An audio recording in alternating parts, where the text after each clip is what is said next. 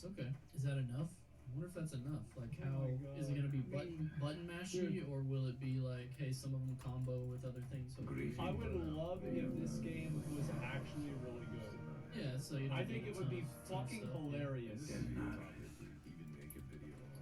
Yeah, we should totally. Oh do a my video. God, it would be so funny. Look at other MMOs coming out. I just Look at that! see Wow. something different that kind of changes the game. Swim? Oh, it's nice. Yeah, you can swim in this game. And is better always. WoW is super polished. The movement is great. Yeah. The combat's good. It's just all the stuff that goes with it. You know what I mean? I have a breath bar. I don't even know what I want in an MMO. Like I can't even really say because I feel like it just needs to happen before. Do you mean in something new, something that's revolutionary, Yeah. kind of? Like that appeals to everyone. Yeah. But he's already got a mount. Yeah, no, I need to get one of his those. level. For real, Rhizos is big ballin' over here. It's already got a coda. Holy shit, man. Is this the future? Yeah, world looks good. Yeah, I feel like it does look pretty good. I want to see the comment. Yeah, I think we're going to look into this game. Karisland Raid Merfolk King. Aggro.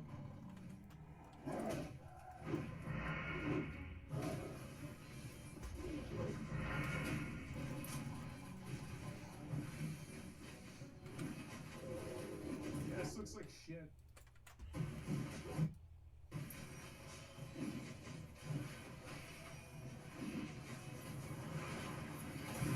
Well, at least you can tell where the ground effects are. I mean, that's better than WoW right there.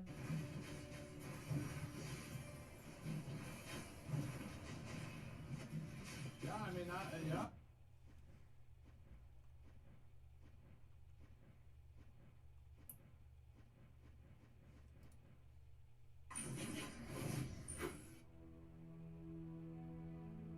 Hi, you're on the Image Game channel, the medieval setting. Thank you, Asmongold, for the excellent content for my stream. I'd like to sub to your channel. And thank you, Image Game, for the excellent content for my stream. I'd like to sub to your channel. Hi, you're on the Image Game channel.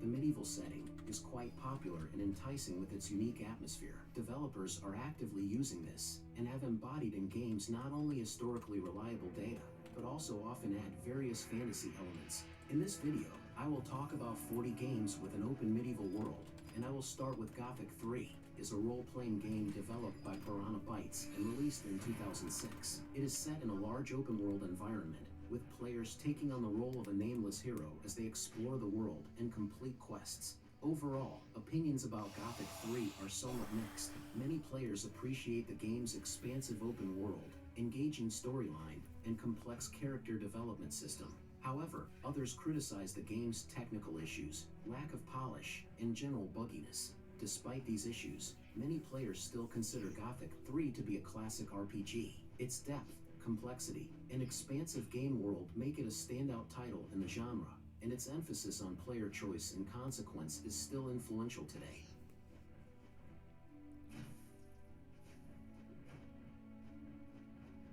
The Black Death.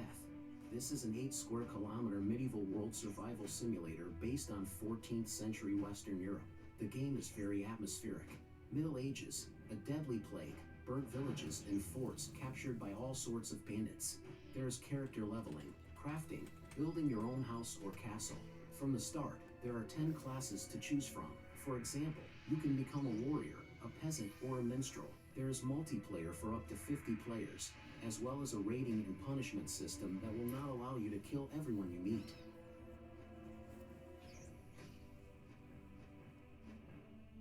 The Black Masses. Zombie slasher in the spirit of Dying Light, made in the setting of a medieval apocalypse with an open world, co-op, and the maximum number of enemies per square meter.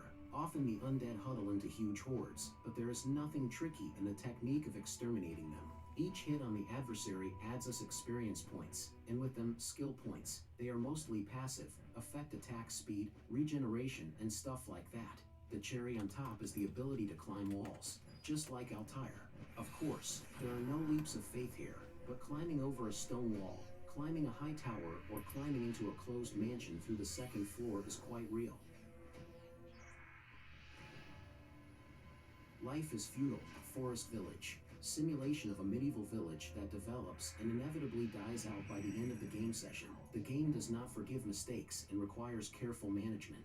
Lack of resources, starvation, random events, and disease, everything is there. It will not work to start and watch how the metropolis is rebuilt. You need to know each character and follow the maturation of each field personally. We will have to think about how to feed and warm the inhabitants, how to provide them with medicines in case of an epidemic, and protect them from wild animals.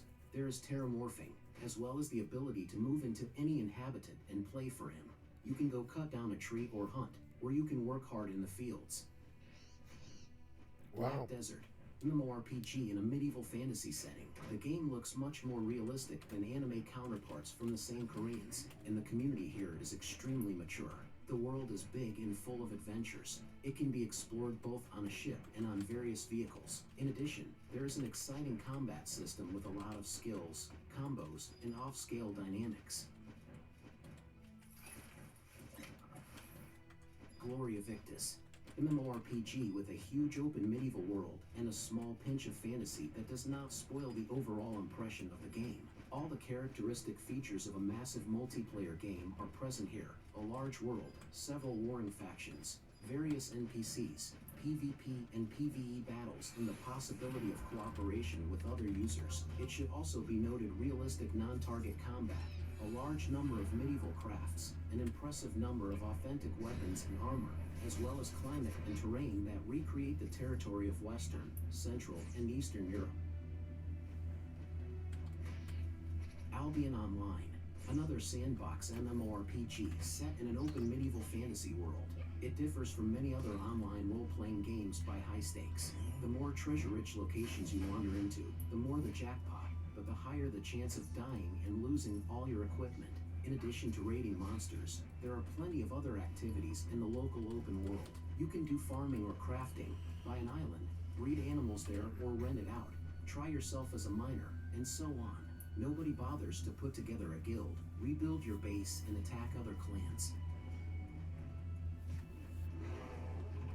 Dragon's Dogma, Dark Arisen, a dark Warriors and of the hostile Night, fantasy assemble! RPG made by the Japanese in a very un-Japanese way. There is no colorful anime here, only a dry and gloomy story about a hero who must fight a dragon in order to return a stolen heart. To do this, he recruits teammates and sets off to clear villages and dungeons from goblins, witches, and giant monsters. There are 9 classes and a lot of different builds to choose from a classic archer to a warrior who can climb the backs of giants.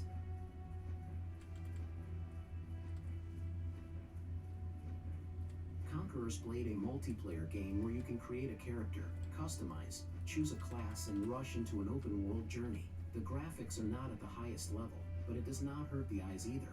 Good detailing of characters, locations, buildings, and weapons. You can also participate in large-scale battles in a team with other players and against other players. But before that, you have to gather your huge army, improve it in yourself, and even then, the role of the Aggro. commander will go to conquer the blades. The Witcher 3, Wild Hunt. This unique game will allow you to plunge into the open world of medieval fantasy with Slavic flavor, where adventure awaits at every turn. Noisy towns Aggro. and villages, taverns where they will always pour a mug of mead and offer to play Gwent. Kickamores, goblin, and witches to be studied and defeated. Hundreds of soulful quests and an epic storyline. Even now, against the backdrop of many modern projects, The Witcher is a Aggro. real sweetie. Kingdom Come. Deliverance, Right. the Yeah. most believable RPG about the Middle Ages, which was made by real fans of this era. As a result, you want to live in the open world of medieval Bohemia, observe the daily life of peasants in small villages, chat with the characters, and complete their tasks. Aggro. The plot is non-linear, and each quest can be completed in different ways, which will affect the world around you. The player will be able to take on the role of a warrior, archer, robber, or diplomat. It is worth mentioning the unique combat, which realistically simulates the knightly battles of the Middle Ages. Book of Travels, a Aggro. cozy MMO about a journey with its own mythology in a world that is interesting to explore. The idea is interesting, but not for everyone. Basically, you have to explore locations for loot and chat with people. There is no eternal farm, although you need to look for various items and trade them so that you have something to buy yourself the best equipment for. The whole process is pleasant and not intrusive. If you like meditation games about walking and exploration, then you should pay attention. Okay. Aggro. Life is feudal, your own. One of the best survival games with RPG elements about the Middle Ages, combining all the best features and developments from sandbox games, a large open world, free building and terraforming, an abundance of crafts and crafting recipes. Those who prefer robbery and battles to peaceful labor will be impressed by the local combat based on non-target and the possibility of simultaneous Aggro. participation in the battle of 64 people. Assassin's Creed. Games in this series provide an opportunity to participate in a variety of historical events. The very first part, the second,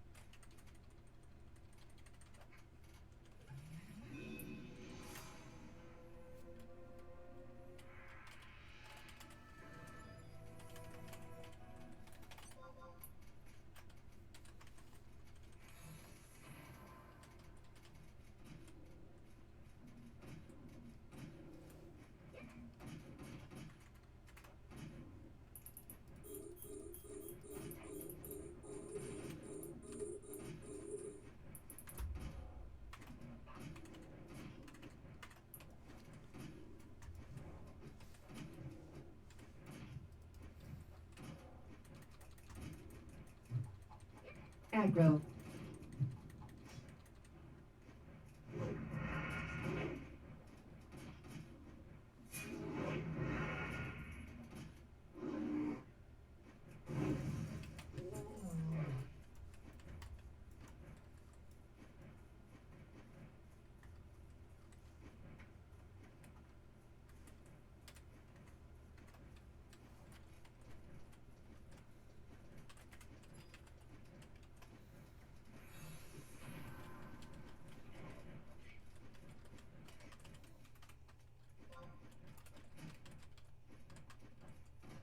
I hate the way the bird's wings sound. It really annoys me.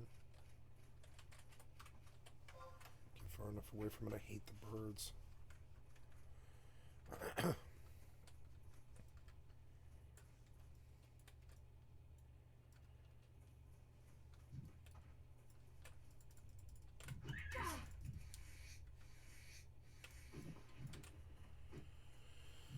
Oh, this fucking grind. I've done it like 12 times or something. It's so stupid. What am I up to now? I'm like 9, I think. 9. Fucking 9 deaths or something. I'm not good at this, but I like it. It's fun. Did you decharm or whatever? Wow, did you kill the tiger? Yeah, you did. You fucking bird. That's fine. Damn it. At least it didn't hurt. Stupid bird.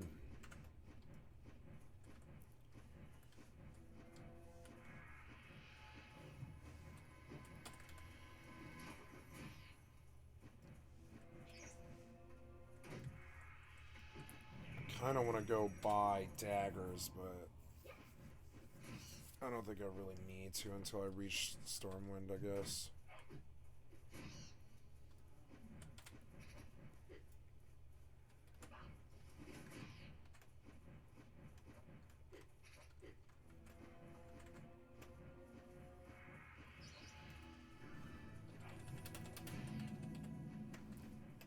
trouble doing this. Don't do that. Did you get him? Finally. 120, not bad.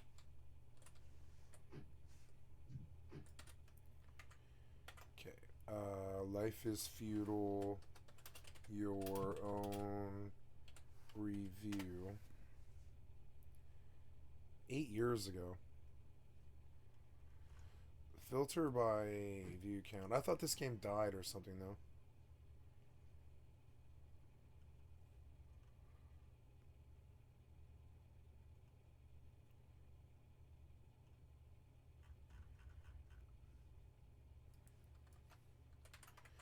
Go look and see if this is still on Steam, because I don't think it is. Oh no, I guess it is. It's like 20 bucks. At the end of my journey, Shut up, you. I can see no time. Shut up, you.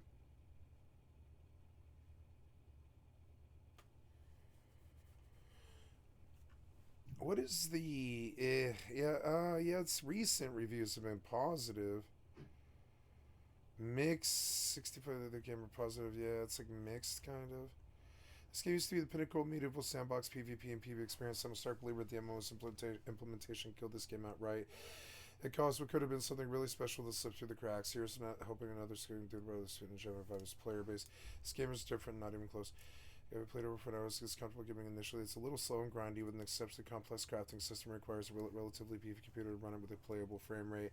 Despite of those things, there's something oddly addictive about the game. I like that I can host a private server of my own, invite friends to play. I even bought a spare copy for a friend to test this. Honestly, it's a game that I feel many people would either love or hate. If you like the idea of Minecraft with upgraded graphics and far fewer hostile mobs, you might like it. It's Minecraft?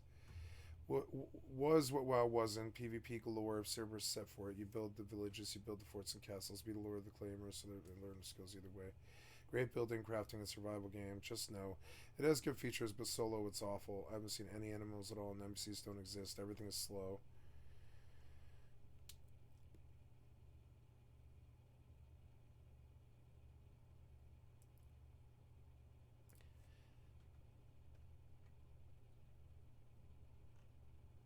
Yeah, but like, okay, so let's go look at the reviews, though.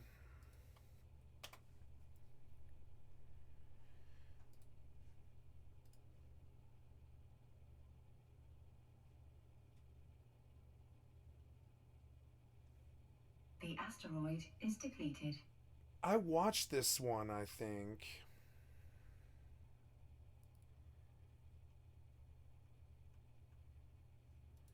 Yeah, let's just do a let's play. Hello, everybody. It's probably the I'm best Bagel play Bagel to Plays. do it. Thank you, Bagel Plays, for the excellent content for my stream. I'd like to sub to your channel.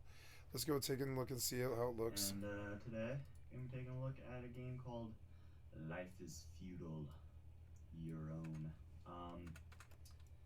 Yeah, the game just came out on early access, Steam. I don't know a ton about it. I know it looked pretty neat, so I thought I'd give it a try. I played probably total of like 5 minutes maybe earlier, so I have a general idea of what I'm doing. I also did a Aggro. couple tutorial things online, but anyways, we'll just get into it. So I'm just gonna create a world. This is, by the way, this is online and everything, but we'll find out in a second here. But once we actually start playing, I'll talk about it more. But there's kind of different online sort of things going on. So I should just delete that world. Okay, you can create a new world. You can call it Aggro. worlds, no numbers. It's basically for single player. You have to create your own server. So I'm just gonna go private. Right now there's 3 different there's sandbox, permanent death sandbox, and colonization. What is this? You need to complete the largest structure in the game. Large keep. How fast can you advance from primitive sticks and stones towards a marvel? Right, done. And play. And loading screen. Alright, so we're in the game now. And basically, you're gonna have your mouse like kind of just free roaming right here. And it won't actually be controlling the camera, so if you just hit tab, I'll take care of that. That threw me off for longer than it should have when I first started playing. And I was like, why isn't this working? And then I realized that there's two different modes. There's sort of like, you can use your mouse mode and then the mode that you'd sort of expect from first person, you know? So anyways, this is what it looks like in the game. I actually have feet in this game, which is cool. I think you start out with a shirt. Let's see, what was it? Was it T? Yeah. Can I put it in there? Yes, I can. So I can put on my shirt. So to open up your inventory, it's I, and the equipment thing is T. So now I should go to third person mode, which is C. I'm wearing a shirt now. It's pretty nifty. So I don't know totally what I'm doing, and by that I mean I have no idea what I'm doing. So we're gonna make it up as we go along. But I do know that you're supposed to, oh, I don't think that's what I meant to do. You're supposed to, when you start out, get some twigs and stuff from trees, but I think I just clicked the wrong thing there. I don't know what's gonna happen here. One oak tree sprout. Cool. And my skills have increased. So basically, I believe this is one of those things where as you use the skills improve, kind of. It's not just like you level up or whatever, and then that's the end of that. You can just choose what you want to put the points into. I think so if you right click on it, you can click get a sprout, and that allows you to get sprouts. I think you're supposed to, on the little guide thing it said get like a few of these, and one oak tree sprout. I just do it without going to go back to this mode. Alright. Get a few of these, and then I think I needed plant fiber, which hopefully I can get from some of these little plants laying around. And then you need flint, I believe. So let's see, how many do I have? What is that? Okay, those are oak tree sprouts. Alright. That looked more like plant fiber to me, but that is okay. So let's see if we can like do that right here. Gather plant fiber. There's a lot of plants around here. Should be able to find some.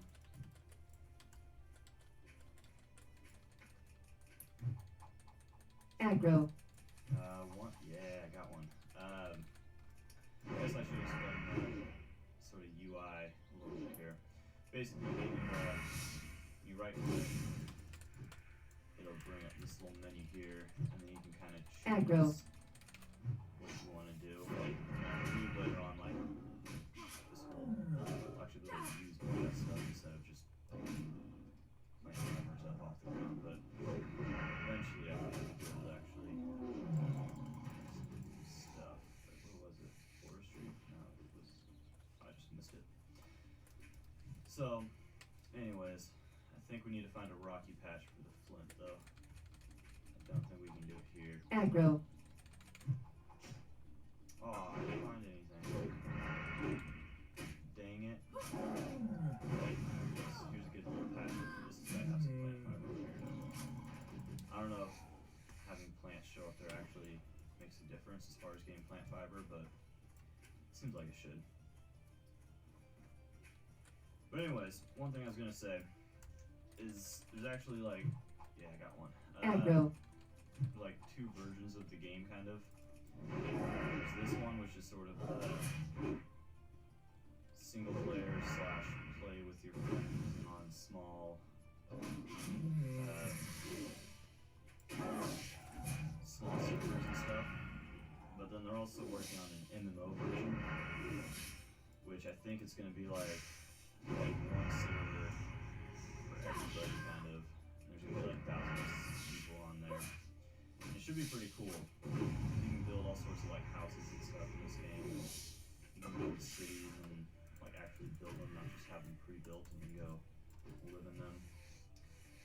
And there's all kinds of, man, I'm not finding anything. There's all kinds of stuff that definitely seems like it has potential to be very, very cool.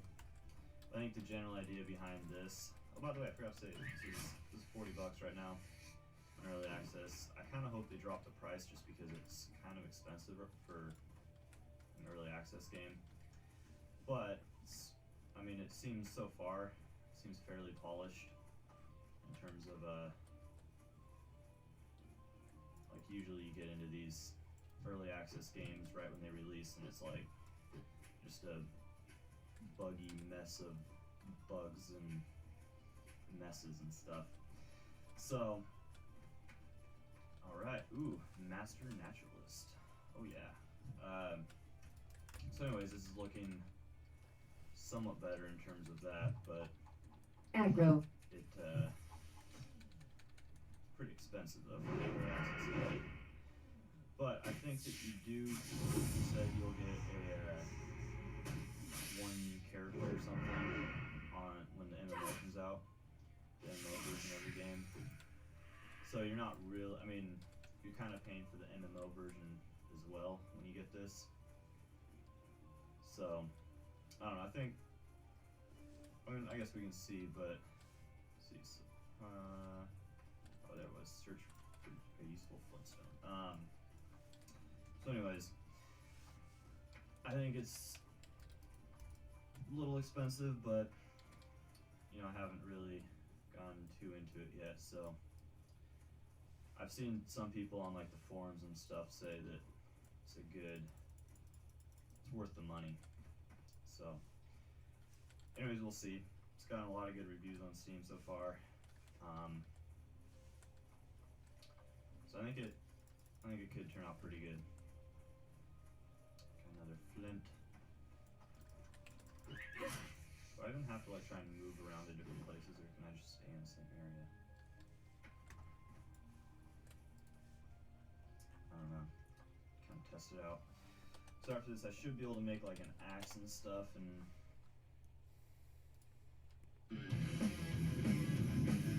Thank you, Narcs00, for the excellent content for my stream. I'd like to sub to your channel. That better not have been whatever. Hi guys, Narcs here. Thank you so much for joining me. So today, I thought we'd show you how to play some Life is Feudal. Now I'm not an expert in this game. I've only been playing it for maybe a month or so, but I have learned a lot from some really good players. Month? Let's get into it. So create a character. So start with a name. I'll just put player 1, tutorial, gender. Your gender does matter depending on what you're doing. If you're going to be mining and playing single player, I would recommend playing a female because the male model is actually a little bit taller and can get clipped and stuck inside mines. Again, the game is old. It stopped in development and they went to the MMO basically halfway through making the game or something along those lines. So playing a female character is good. Race. Now this can matter depending on the sort of character you're playing, but because we're playing single player, I'm going to go a core, right? Because they're a native sort of character. These guys get a bonus to nature's law and hunting. Okay, so we want that. It's really important. Appearance is just what your character looks like. I don't really care. Attributes. Now, for me, playing single player, I lower my strength all the way down to 10. I get my constitution down to 10, intellect down to 10, because we're playing with, I think on my server, I've got it set to an 1800 skill cap limit. Again, we'll get into all this later. But I got to turn my willpower up, because willpower determines how much weight you can carry in your inventory, right? Really important skill, especially starting earlier on. And you can change all these skills and adjust them when you hit your skill cap limit. Again, I'll explain this as we go along. Crafting skills. So, here, I'm not really worried about nature's law. Hunting,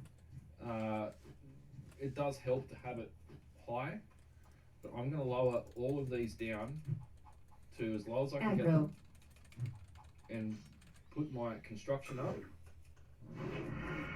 Okay, and I don't think I've got any more points left up for that yet. So construction, we want that as close as possible to 30. I don't think there are other character classes you can get that to 30 at the start. I think it's one of the other races I think get a bonus to it. I'm not sure, but for this particular type of build that I'm playing, single player, this is what I'm doing. Combat skills, look, again, this doesn't really matter, especially if you're playing single player. If you're playing on a PvP server, this would matter.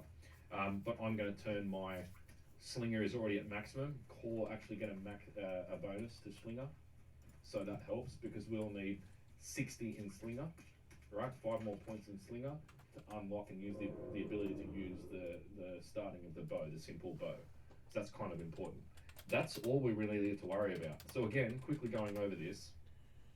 For single player, I've picked the core, okay? You can change under appearance settings, obviously you can change again what your character looks like. I don't really care. The attributes, willpower is, how was it? Come down again. This all didn't save. What's going on there? It's a bit weird. There we go. Don't know why that didn't save. You want your willpower at maximum. Again, this is the amount of weight that you can carry on yourself in your inventory. So we want that is pretty much as high as we can get it. Okay, so once we've done that, make sure everything's right. Hunting. So I think this has gone a bit weird. Don't want nature's law up. I want construction as high as I can get it. I think it's because I'm using my mouse wheel, and it's when I'm scrolling up and down, it's adjusting and moving the slider. Okay, so the first thing I want to do, if you start on this little island, if you look at your map, I guess we'll go in first things first. So to bring up, what you need to do is to control your mouse, because you do need to use the cursor in the game. Aggro. Press tab, and that will lock your camera, but you'll be able to click things on the screen. Okay. Now press I for inventory. This is where I start with in the inventory. You've got some rags, you've got a bit of food, and I'll just equip that. Right click and press equip. Okay, now we're on the island, so I'm not going to bother even, normally when you log in, because of where I've spawned, I'm not going to bother looking for anything. I'm just going to go straight to the mainland, and we'll pick a pace to plant our base.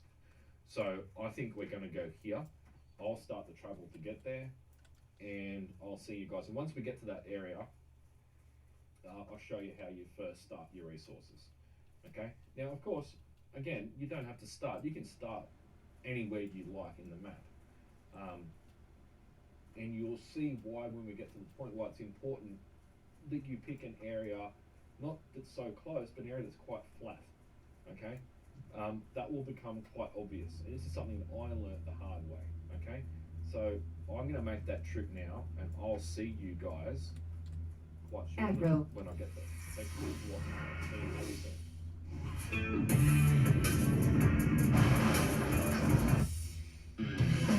Started talking to the camera and just that's to trouble here. So this is the clearing that I was talking about. So just northeast of us up there, you can't really see because all the trees are in the way, but just northeast of us we've got the giant nipple mountain, as I call it, right, which is the main place. This mountain has basically almost every single resource in it. So the first thing you're going to want to do when you get in, you just want to look at the ground, right? Right click with your mouse button and you'll get a menu pop up. Okay? You can use shovel, which we haven't got yet, but first thing we want to do is we just want to look for materials. Okay?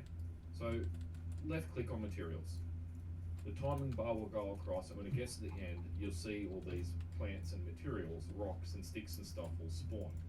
Okay? As we get to the end, everything that we do in this game too is going to level some sort of skill. Okay, this should level up nature's law, I believe. Right, so we start picking up these things. So look at the ground. These little rocks are going to first person. You can go between first and third person by pressing default key is C. Press C for cat, and that will allow you to switch between third person and first person. Sling ammo, it tells you what it is. You can use it for slings. Plant fibers. We need a lot of this. We need a lot of plant fibers. Okay, plant fibers is going to be one of the main materials you'll use at the start of the game. Almost all the recipes that are in the game, you're going to need it. Then we've got flint, which we'll use a lot for all our tools at the start. The primitive tools, we'll use flint. Flint and plant fibers and sticks are the main three things you're going to need. I wouldn't worry about collecting any of the sling stuff yet, okay? Especially for single player, unless you're playing PvP online or you're getting ganked or something. I guess you'd go and get a sling straight away. It's the first thing you create, but I'm playing single player and I'm playing solo. So first thing, this is what I'll be looking for is flint. We'll need sticks, but I'll get them in a minute. I'll show you how to get them. You can pick them up off the ground. There is bundles of sticks on the ground, which we just found before, these things here.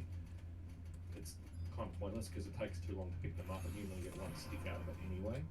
So you're better off just getting sticks from a tree. I'll show you how to do that in a second.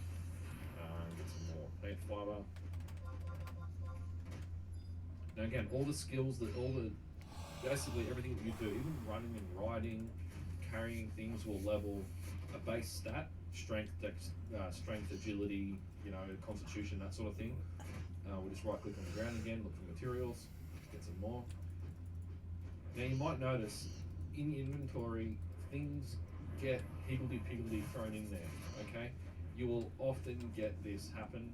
You'll find, you pick something up and you can't find it because you've got a bundle of bloody plant fibers that are covering it up, so move things around. This early in the game, I wouldn't worry about the quality of the items.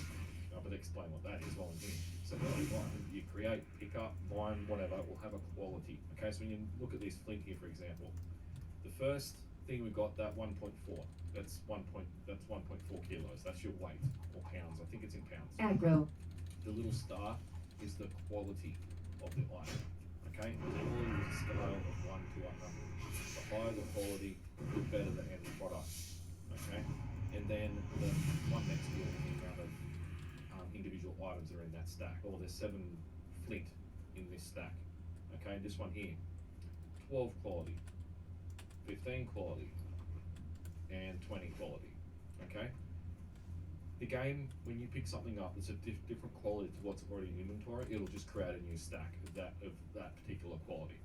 It won't stack it, okay?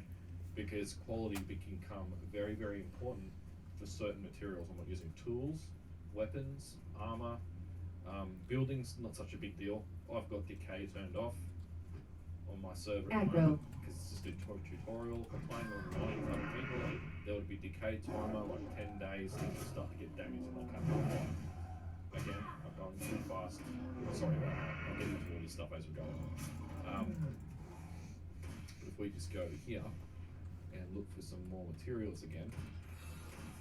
Now I'm trying to keep an eye. So press L, this is your skill tree. I only need to get my, these are your main skills, right? Hunting, nature's law, and artisan.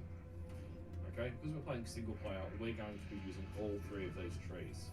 Okay, normally in a multiplayer game, if you've got like a 600 or 800 skill cut limit, you're limited on the amount of skills that you can level up.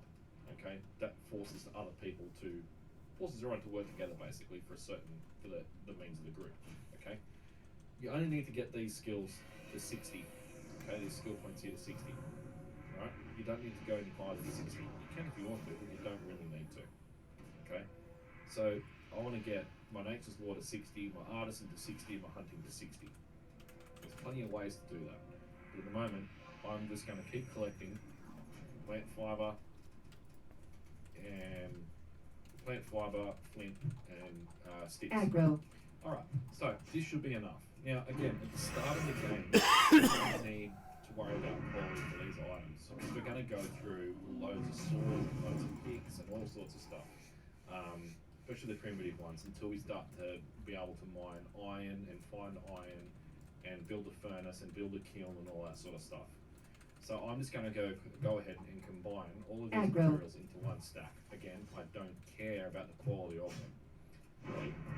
So when you combine things, what will happen is it will take a mean, like an average, across all the quality items and average them out.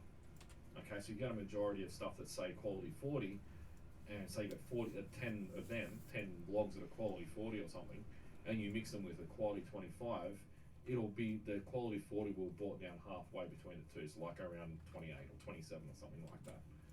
Now, to gather sticks, we'll go to a tree, any tree, doesn't matter what tree it is, and gather a branch, okay? So we'll go ahead and do that quickly. We'll need quite a few. So I'll do that. You can just watch it.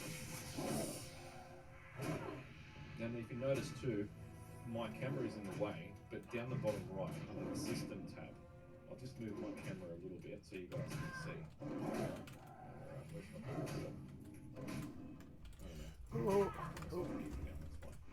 Okay, so down here, as I'm doing something, my skills will increase. So at the moment, because I'm gathering something in this tree, my nature's law is increasing by 0.19115. So basically 0.18, 0.20 is what I'm going up a level. And here will give you a total what it currently is, 40.96. Again, I don't want to get this any higher than 60 because it'd just be a waste of points. You do get bonuses for going like to 100 and things like that, but at the moment, it's not important. Okay, and I've got a skill cap, sunglasses off. I've got a skill cap limit, I think, on this server of like 1800 or something, which should be more than enough. But so what you can do, you can actually lock the skills. When they get to a point where you don't want them to go any higher, you can actually lock the skills so they don't gain any more points. Don't go any higher. Right, so we've got a lot of sticks out of that. That's enough to get us started. I'm hoping 16 flint should be enough. So first thing we're going to do, right, so in your inventory screen, which you can get by pressing tab, which allows you to use your mouse, and press I, okay? Now, in your inventory screen, down the bottom, this is your basic crafting menu. Okay, so we'll click on that, and mortar and pestle, there's a lot of stuff that we can make to get us started. First thing I want to make is a primitive axe. So, right, if I click on primitive axe, it tells you we need 1 branch, 1 flintstone, and 2 plant fibers. So I press craft and produce that. When I create this, my nature's law will go up again. So again, we need to keep an eye on our nature's law down here on the bottom right. And then we want to make a fishing pole. Fishing? Now you don't have to make all these tools at the same time. You can make them as you require them. I think it's easy just to make them at the start, and we've got high enough willpower because we picked that 30 points of willpower that we don't need. We can carry a lot, you know what I mean? Primitive knife, very important, like that. Your saw, your primitive saw uses 7 flintstones. It uses 7 stones. And saws, you will go through a lot of these. I am listening. Now, I could stay here, I'd stop here and make a sling, but I'm not going to worry about it. Now, next thing we want to do, across the top, this is what we can make with the stick. This is what we can make with a knife. I can't click on that until I close this window. So I'll close that, reopen it again. Now I can use the knife. These are all things you can make with a knife. Now, a lot of this we can't even use yet anyway. Okay. Next, we go to the bundle of pubes, as I call it, the plant fibers, and we want to create some small rope. So I'm going to use up the rest, which is 50. So I'm going to use up 5 of these, 5 small ropes, because we're going to need them. I'll make a simple cloth that uses 20. Right click on that, on the cloth, and go craft. We're going to create primitive shoes first. This will give us a speed bonus running across the ground. Not a lot, I think it's like a 10% speed bonus or something minor. But you don't get the debuff from not wearing shoes. Right, the shoes, right click on them and equip them, so you'll put them on. This little debuff here at the top will disappear, gone, excellent. Alright, make another simple cloth and we'll make some gloves. Okay, so right click on that again, craft, and wristbands. Craft those. We don't need to make any more of the tools, I think that should do for now. We don't need to make about the crucible just yet because we don't have the stuff to build it. So then the next thing we're going to need to do is actually press P. This will bring up your character tree, or you can go back to the other tree, or L, but P will take you directly to your character screen. So here we're going to want to drag and drop some of the items that we've created. So I'm going to drag and drop, I'm not going to get the knife, I'm going to get a shovel, because one of the first things we're going to end up using is a shovel. Greetings. I'll show you what I did there. So you get to press P, get the shovel, drag it onto the left or the right side, it doesn't matter. These are things, so hands and your back.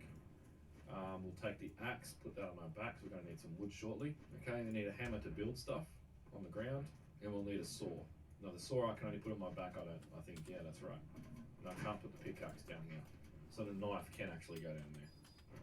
First thing we're going to want to do is find a tree to cut down. So, again, remember everything uses quality in the game. And there's 2 different types of wood. There's softwood and hardwood.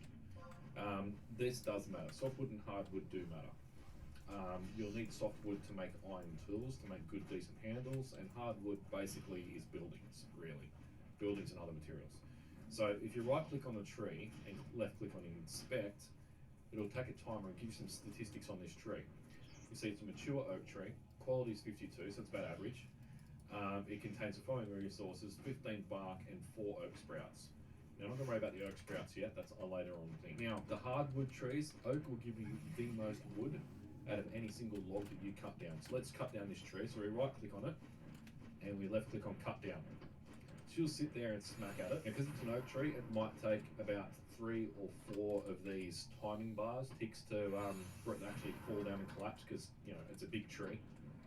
The higher quality of the tree, like around the 80s and 90s, the longer it's going to take, especially with the shitty axe that we've got.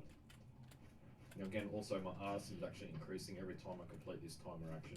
I'm at 40 in artisan now. Again, artisan is this one here, nature's law and hunting. Again, these main skills do not need to be above 60.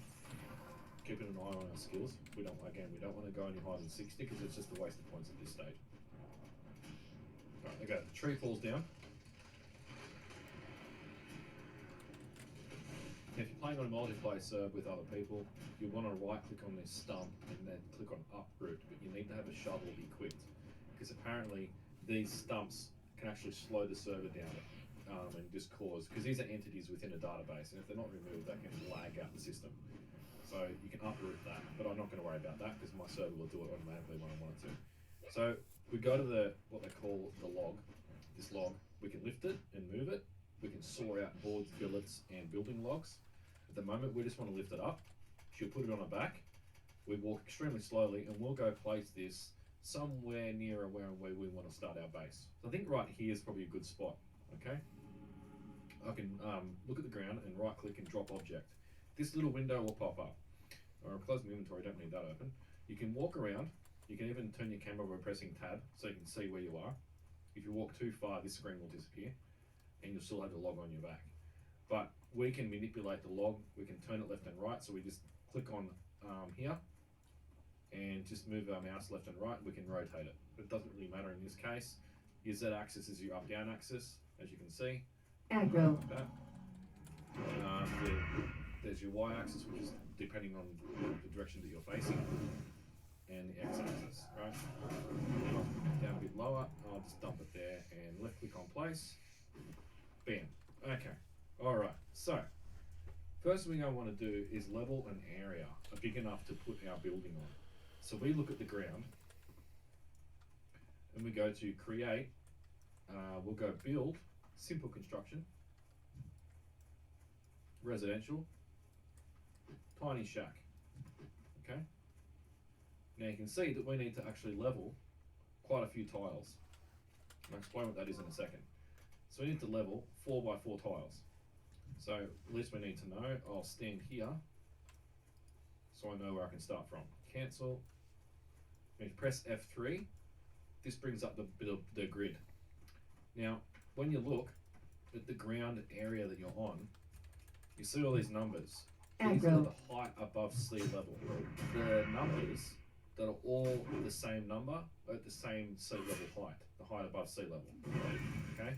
So if I stand on this 10.3 here, right click on it, and use my shovel to flat ground, right? I can't flatten this particular tile that I just clicked on because I'm standing on it. I need to stand on an adjacent tile. Okay?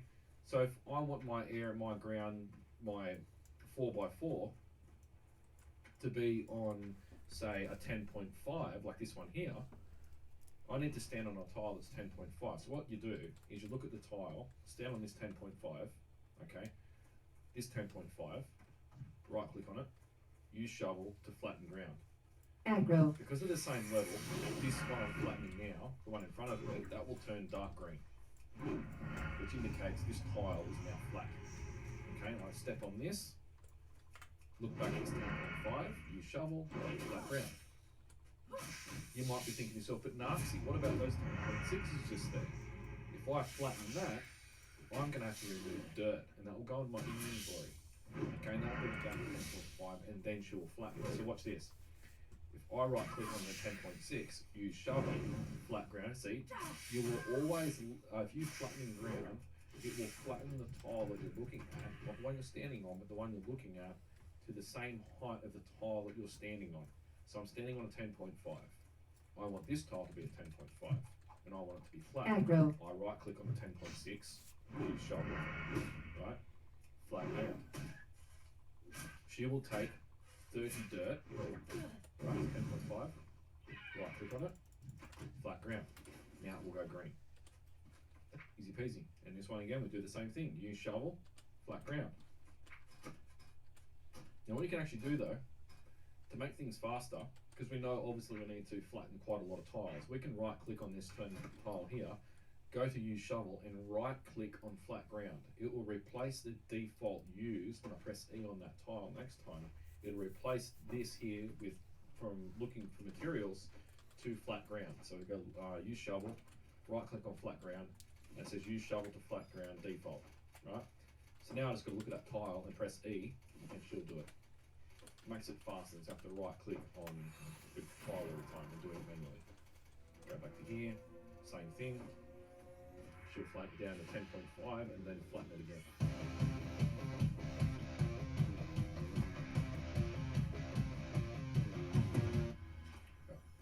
Press F3, there we go, I bumped the wrong button, that's right guys.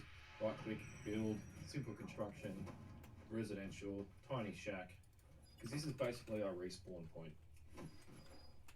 Now I can adjust that in the right direction hopefully, there we go, and build. Now I don't really care the direction that it's facing, because these aren't going to be permanent, these will be destroyed. Bam. Okay, so this is the framework.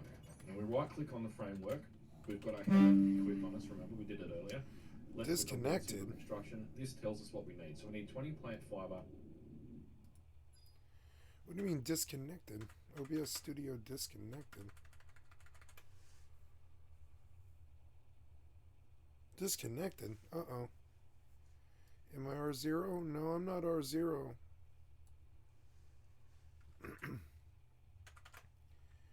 Live streaming, cancel.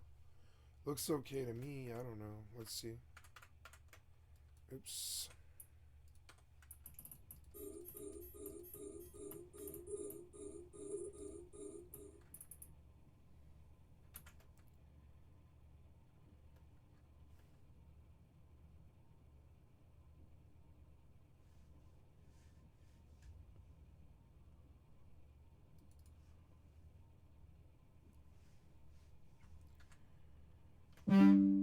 Oh, reconnection successful. There we go.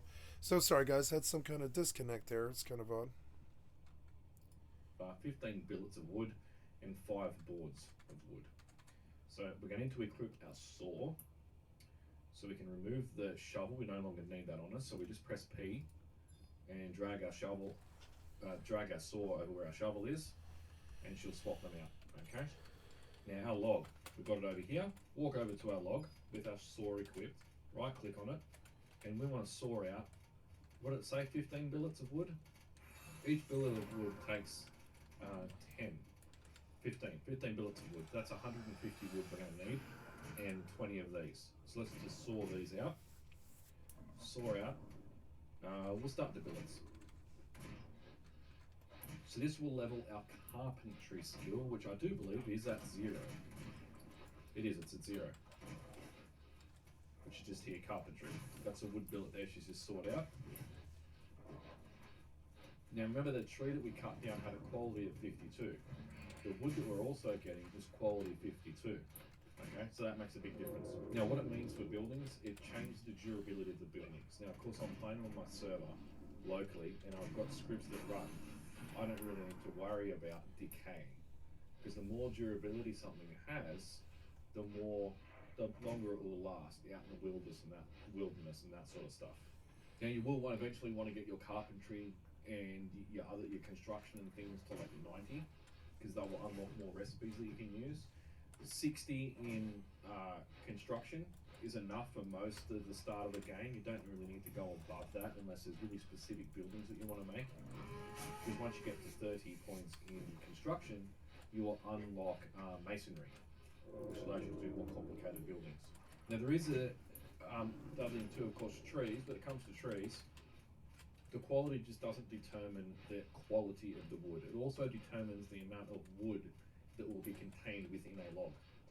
Different species of trees, like the oak tree, will give you the most, up to 1,200 wood. Something like the aspen, I think, gives you like 600 or something. The maple tree, they're all got different grades of amounts of wood that you can have. The oak trees are the best for hardwood because they have a lot of wood in them because they're a big tree. Now this early in the game, I actually might go into my skill tree, where am I here? I might actually lock. I have my strength go up. I want my agility go up. I'm not worried about my constitution. I'll lock that, change little things so it locks. So that won't gain skills now. My intellect, I might actually lower that, but that won't lower until I hit the 150 skill cap limit. But my willpower, I want that to go up so I can. Bam. Now I'm going to keep some of this in my inventory because we're going to go do some fishing and get some fish. And then an important thing that we need to do is getting fish is because A, it gives us food, but we can also level up our hunting skill really, really easily with it. Because we can't really tame any horses until our hunting is high enough and our taming skill's high enough. So I've got this soil on me. I'm still encumbered. So I'm just going to right click on the well, put that board in there, put that rope in there, add the resources. I'm still over encumbered because I'm carrying this stuff, but that's okay. It's not a big deal. It's because of all the dirt that I'm carrying, because we're going to use that dirt. So I'm just going to nick over, so you guys aren't going to watch it. I'll just teleport us over there. Well, when I say teleport, I'll run us over there, and I'll see you guys in a second. Okay, guys, so I'm at the water. Remember, our base is just over here. Get the fishing pole, which is here. We don't need the saw at the moment, so we'll just replace the saw. Okay, simple. This is the easiest thing. Look out in the water. Right click on get fish and just click, and this will just keep going. She'll just keep going until stamina runs down.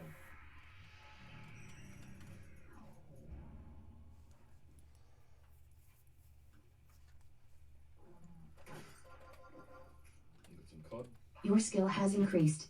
Yeah, see, it's not really working for the quality soil. It might be fertile soil it works on. It doesn't matter either way. We need the fish either way. Let's take your skill has increased. Yeah, 5 points at a time we're going up and hunting. Again, we only need to get hunting to 60. You don't need to get any higher than that. 60 is enough.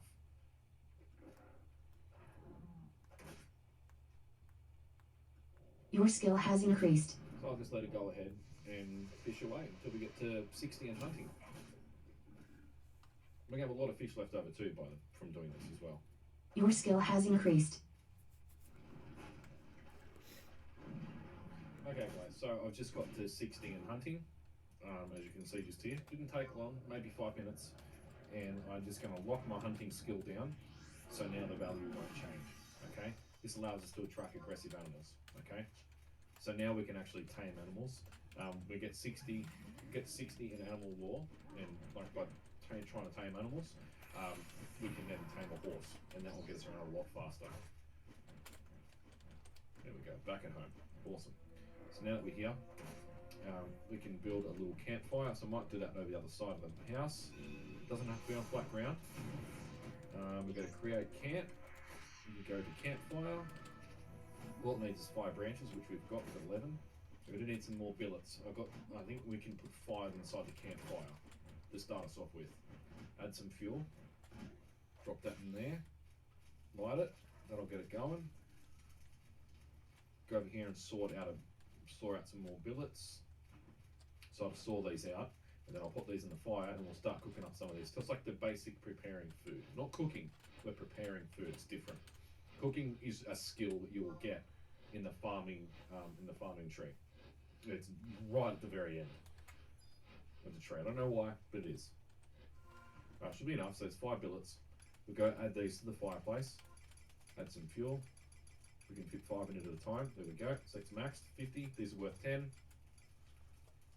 Now we can right click on that and prepare food. This brings up the food tree. So at the moment, all we can really do is like fried trout, fried salmon, things like that. So let's go. Now don't cook codfish, because you can use that later on in the cooking tree. Because the codfish, there's a recipe you can use. I think it's called codfish soup or something along those lines. Codfish and cabbage or something like that. We won't waste the codfish on that. So we'll do the herring and the salmon. Salmon's really good. And here, just so we can drag some of this stuff around. Oh, we're full. Okay, cool. So we've got the extra fish sitting there. I'm not going to bother doing it with them. I'm going to create a bark box. So I'll just put that next to here. Create a camp. Where is it? Bark box. This will allow some of this food and fish and stuff that we've got. So we need 5 bark. Now we get the bark from the tree. So we're going to find the nearest tree. Right click on the tree. Gather bark. And I need 5. So we can make, now we've got high enough in carpentry, we can actually make crates and stuff, but that requires boards. We'll get into that in a second. But the bark boxes will do, just 1 bark box will be enough to put some of this fish in. I think it'll be close enough, it'll be fine.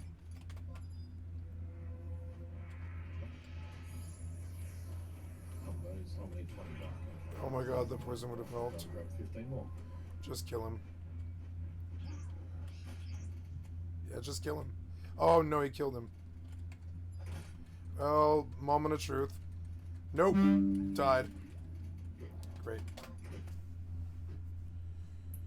Oh my god, so annoying. Okay, so I've added the bark in there. There we go. Now we can drop some of these fish away. Oh god. Yep, plenty of room. Get some of that food So away. annoying.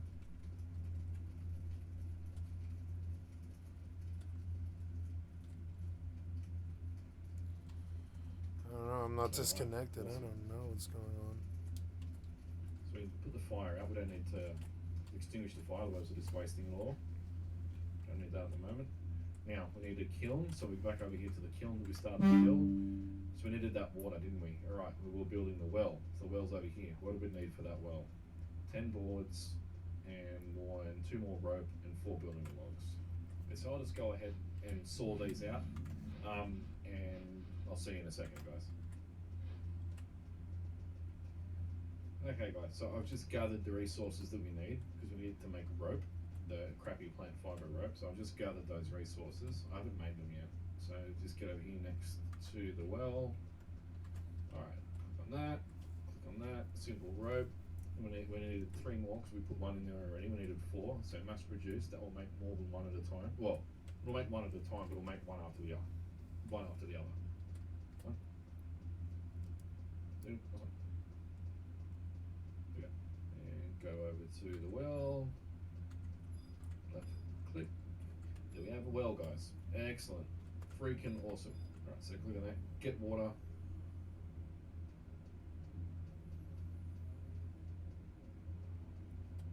Excellent.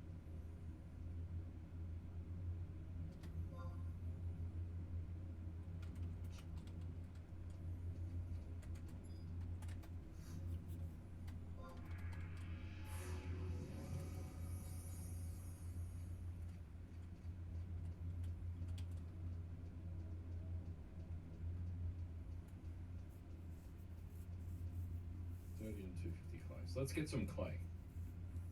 Let's go over and grab some clay. Now again, I'm looking at the map. There's these little brown slices on the map, like cuts. You get to them, you can see them because the soil's really dark. Here's the soil. So we need this clay. Let's put the shovel back on again. Get rid of the axe.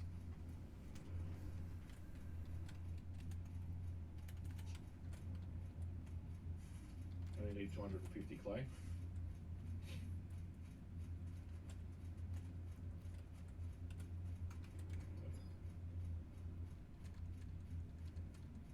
Just gonna grab 10 more clay, and then I'll grab the rest of those plant fibers we need. Need 30 plant fibers.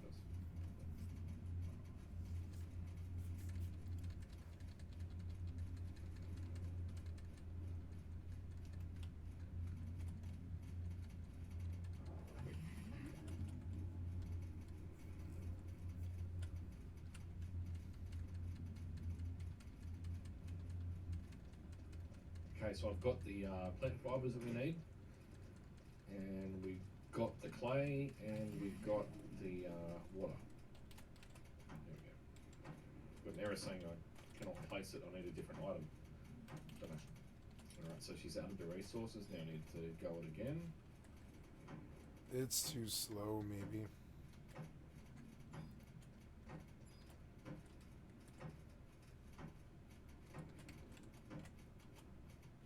There we go. We have a completed kiln, guys. So we can reuse this kiln, which I can't actually use yet because I need to level something up.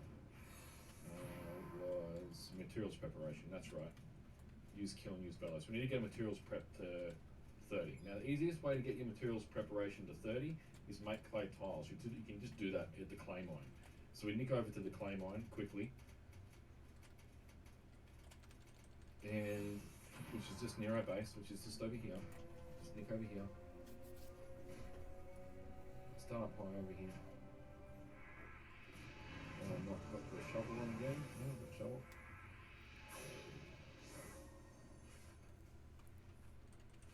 I can't remember how many we're going to need though. I don't think it's that many considering what we've got. So we've got 10 water with us. We'll use that up.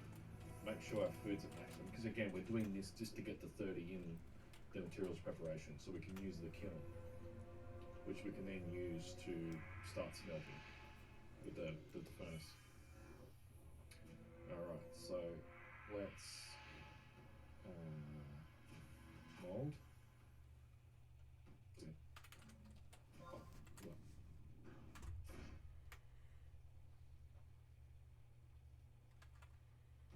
That's interesting. It's got an interesting style, though, that I do like. Above 60. Reminds me a bit of Worm Online, a little bit. So 60 is where we need to get it, definitely. We don't need to get it above that. So we've now actually unlocked the ability to manage and make a furnace. Now we're at 30. I'll just finish up using all these tiles later this water that I've got here. Tiles. And we'll drop them there. So we'll delete them and start. So now we can actually manage the kiln. I'll show you how to do that. But before we do that, we should make a box, a couple of boxes to put the charcoal that we're going to create in. So I'll walk over here next to the kiln, right click and go to create a furniture. And we want to make a crate. Alright, turn that around. Move it over here a little bit.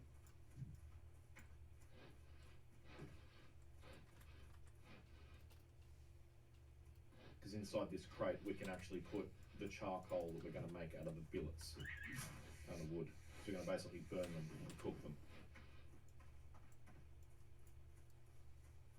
Alright, so we need 5 boards for that. So I'll saw out 5 boards for this. And then we'll show you how to use the kiln to make charcoal. Alright, talk to you guys shortly.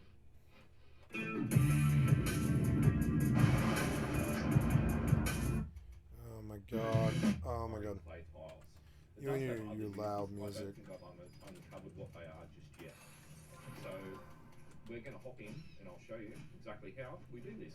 Let's go. So first thing we're going to need to do is sort Digging and mining, how to use furnace, farming, sewing, herbalism, taming, hunting and trapping, procuration, monument, and that's it. That's all there is in this series. There's no combat in this, is there? No, there isn't.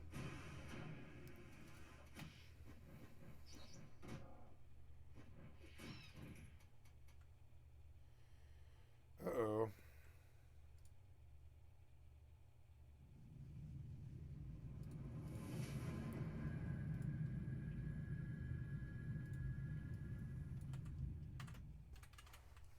Man, I've got to talk about this. I cannot even believe that this is happening. I cannot believe that we are actually here and that this game is actually still trying to do anything at all.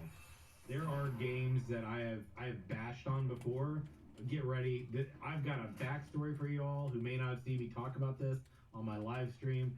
We're going to dig in. This is absolute garbage, in my opinion, scammy, sketchy, as effed up as it gets for any studio to pull this kind of garbage. Now, we're going to look at the article. I'm going to share my backstory because when this game originally launched, I was one of the creators that were chosen to showcase it.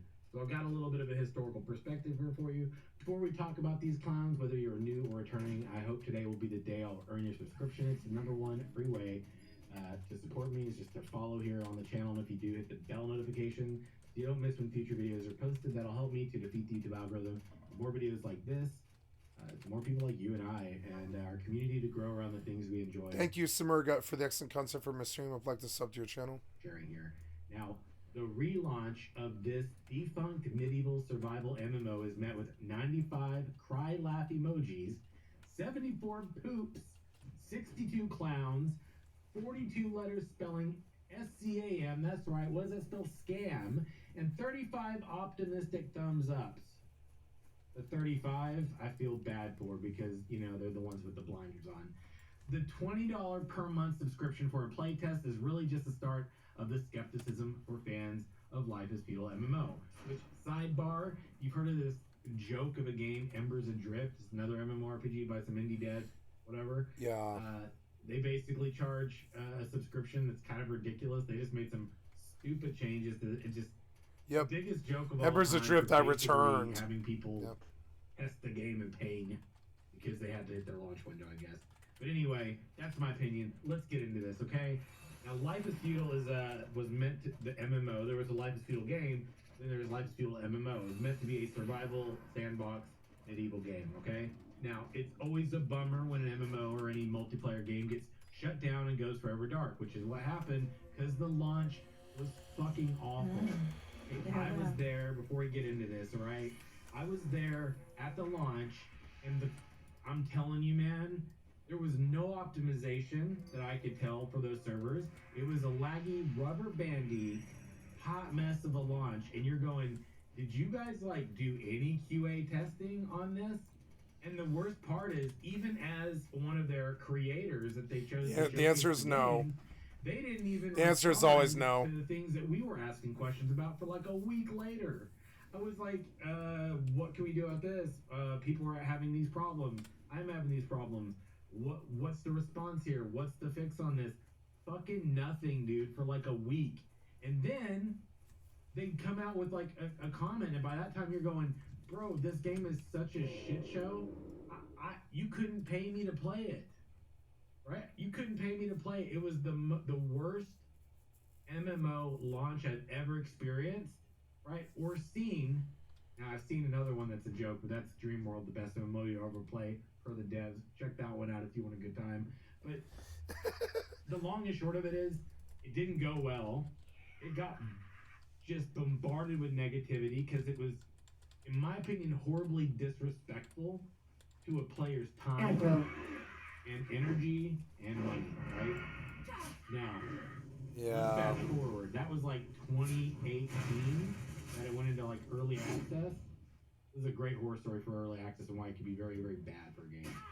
But it closed the doors barely 3 years later, right? They actually tried to squeeze that thing out for 3 years. And apparently due to financial issues and disagreement between developer Bitbox and publisher Exolos, we know Exolos got a whole other story and a track record to talk about. We're going to leave that one off to the side, okay? You'd expect hardcore fans of the realistic medieval MMO to react with joy and excitement upon hearing Life is Feudal has a new developer or has a new publisher that's bringing the game back, right? Yeah, okay. Yeah, just like MMORPG players who enjoyed Arcade here in NA or wherever else, enjoyed all the different publishers that basically milked the fuck out of the community. Yep, Arcade did it too. They all do it. Yeah, I think we kind of don't like that sort of stuff. A new publisher. Your skill has increased. Just new ways to try to make money off the game. Pause on that point because we're getting to that. Not quite. In the official Discord, May 30th announcement of Life of Feudal's Rebirth. Life is Feudal's Rebirth was met with all those things I talked about: the laugh emojis, the poop, the clowns. And the scam spelling for a reason. To be fair, there were also 35 thumbs up. Yeah, okay. 35 out of how many? Look at the number there. Do the math. Which I attribute to people being genuinely happy, but also maybe a few of them not reading the announcement all that closely. What about the announcement, Sim? First off, there's a price. Life is Feudal's new publisher, Longtail Games, I've never even heard of, is currently running a playtest that costs $20 to join. Remember what I said about when publishers get their hands on it? They just try to make money off of people in the most dirty ways. So We're gonna play test it.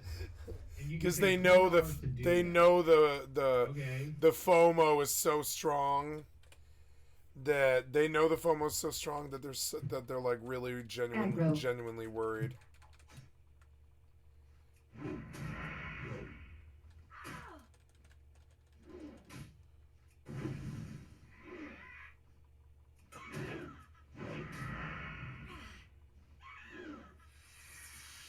Oh no.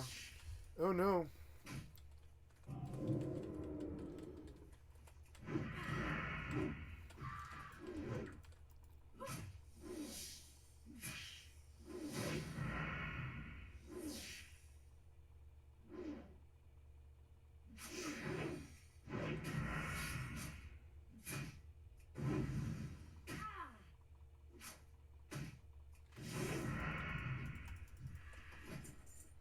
It's because this dagger sucks. Like, really bad. This dagger sucks. So, maybe I'm risking the run kind of, like, doing this right now. I feel like I kind of am. Maybe it's just Hearth out of here. And go buy, like, crappy daggers, I guess. I don't know. I'm actually not that far from Darnassus, but running through all this is also kind of dumb. I have a turn in over there. I might as well go, yeah. And I'll buy daggers because things aren't dying fast enough and it's causing problems. That doesn't feel completely out of line until you realize that's not the cost of the game, but the cost of a monthly subscription. We're over the bar of a normal monthly sub cost. Who do these people think they're pandering this to? $20 a month is more expensive than a game like World of Warcraft, right? Or EVE Online, or PC Game Pass, or any other game subscription around, right? I've never heard of a $20 subscription, personally. Aggro. And what you get for that price is access to a playtest. Monthly subscription is required even for people who flat out bought the game back when it was on sale on Steam and cost anywhere between $30 and $100. That's right. That's right. Why they keep it around for 3 years regardless of its quality? Gee, I wonder. They said this is over on Discord. Look. Important to note that this isn't the full game release, but rather a playtest. There will be a wipe before the full game release. Should be a server downtime. Don't worry about your subscription being wasted.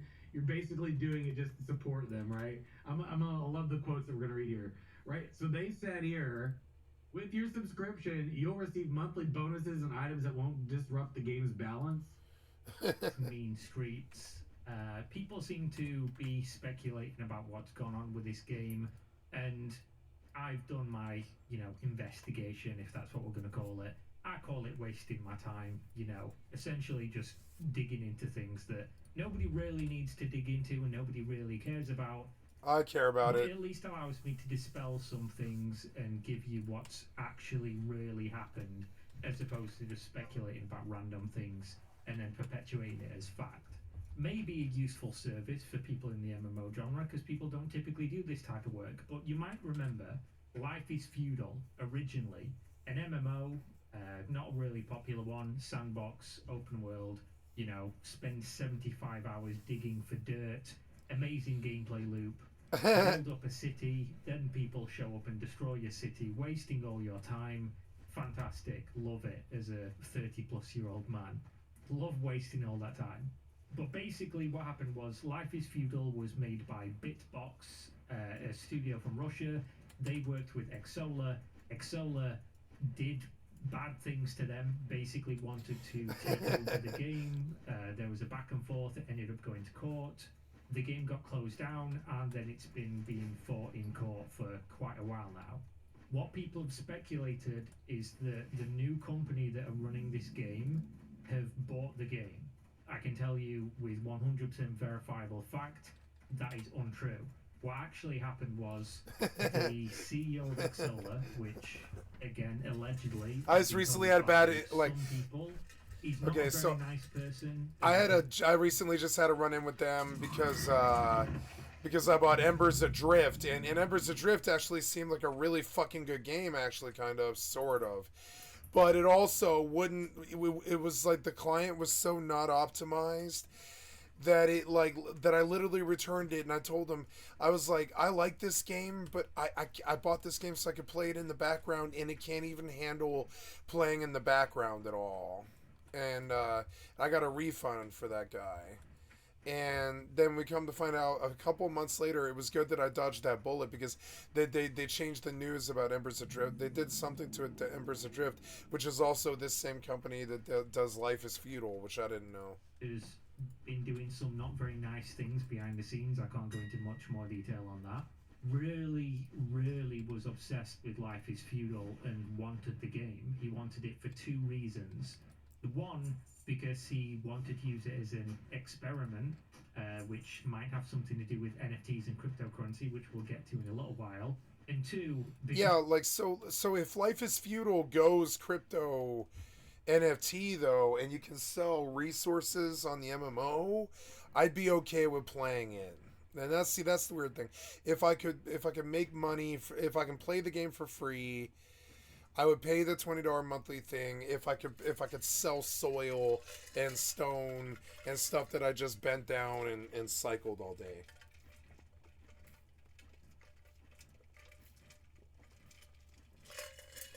I bet after a year I'll have made like $100. And I'll be like so proud of that $100. he just felt like it was his for some reason. Now, when this went to court, because Xsola was suing Bitbox, and then Bitbox, I believe, was countersuing, essentially all ended in Everyone sued each other. 95% Yeah. or something of legal cases do in civil courts. And part of the settlement was that Bitbox would give over Life is Feudal to a third party, the third party being this company. Life is Feudal is now with LTGverse, which is, I think they're called Longtail Games or something like that. It's another game company from, I believe, the Russian CIS region, and they're a third party in so much as they're not technically, as far as I'm aware, owned by Xsola, but they are funded by Xsola for all intents and purposes. So basically, this company was given access I guess to I'll the just game, buy the this, source whatever. code, and they are now operating it on behalf of Xsola, which is all they really wanted. Now, the top comment of this thread is not entirely right, not entirely wrong, but he says, stay away, it's a crypto scam. There's more information on this, again, like I've just given you from behind the scenes, that the CEO did want to do an experiment, but as it stands, there is no crypto in this game. There is no NFTs in this game. It's basically just Life is Feudal like it was, only now with a $20 per month subscription fee. So in this thread, of course, the person posting, claiming to know it all, says, it takes a simple Google search, mysterious new company you never heard of buys and relaunches obscure game. I don't blame him for getting this wrong, because how could you know unless you had, the ability to find stuff out behind the scenes? It's just not correct. No company bought this game. Looking up the name of said company, you can find NFTs, crypto, and Web3 bullshit. Looking up the login service, it claims to be part of the now dead metaverse.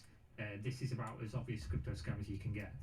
While I don't suggest anybody go and play this game, because the way that it was created was, in my opinion, completely exploitative in the way that the people who are, and again, I can tell you this for a fact, the people who are now working on this game are not the original people who made the game. So what you had was studio makes game. It's the idea of a group of people.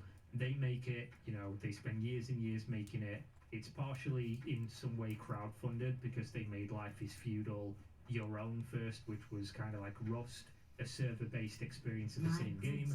And the idea was eventually it was going to be turned into an MMO, and that was just basically a way to test things as they were making it and get some money. They made the MMO. It went, had peaks and valleys for an indie MMO. They did some really impressive stuff, in my opinion, and then obviously had a falling out with Xsola, who somehow managed to essentially rug pull the entire company and just take what they wanted. And then legal battle ensues. Legal is, of course, extremely expensive. Anyone who's ever had any legal Yep, it's just not worth your whatsoever, time. It's hiring a law firm, not even going to court, you'll know this for a fact. And who's going to win that one? Company with lots of money. company with lots of money takes this game essentially under the guise of a third party and is now running it. Whether or not it's going to end up incorporating cryptocurrency and NFTs is kind of irrelevant because of the way that it comes to exist in the first place. These are not people you want to support in any way. Nothing against the company that's running it, because I'm sure, aside from the crypto and NFT stuff, you know, because fuck all that, I'm sure they have no real machinations or malevolence or whatever, just as individuals and people that want to make games and be paid for doing so. But realistically, if the game wasn't going to be popular under their previous ownership, the people who actually made it from the ground up and knew everything about the code, knew where it was going and had the vision and everything and the good intention to do something good with it, why would it be better this time by people who I have no doubt are talented individuals and as a group are probably capable of doing something on their own, taking something that they didn't make and trying to push that forward and make it better with a $20 per month subscription for a game that was struggling to hit, you know, multi-thousand users in a game that needs multi-thousand users to feel like an actual game experience in and of itself.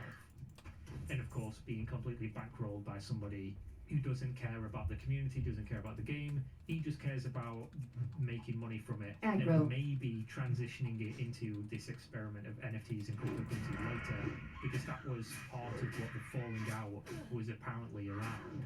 There was a lot of things going on behind the scenes. Again, I can't go into detail on everything, but I did just want to clear this up because, like I say, I guess, like I say, nobody does the sort of work I do in MMOs and obscure little games that nobody gives a fuck about. But it's always nice to be able to go into, you know, a Reddit thread or whatever, or a community that has no clue what's going on, because I was the one who broke the information regarding the whole lawsuit and specifically why Life is Feudal died in the first place. That all came from me back when nobody knew what the fuck was going on.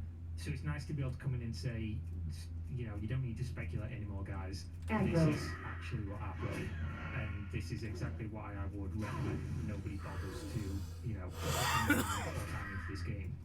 Unfortunately, sandboxes are few and far between. There's nothing really like Life is Feudal out there, and if you want an experience like this, I can't really give you any recommendations, but I can say I've played Life is Feudal for a few hundred hours, and it's a very long, persistent game, which means you need a long, persistent player base, and you need some kind of, I guess, assurances that it's going to be around for the long haul. This will not be. I fucking guarantee it. So I assume most people watching this video in the first place are not all that interested in the game, and just interested in the tea, talking about the behind-the-scenes stuff and the drama and what's been going on. So that addresses it for both of you. Thanks for watching as always. Hopefully you enjoyed the video. Hopefully I didn't completely waste my time finding this out for you. And see you next time. Peace out.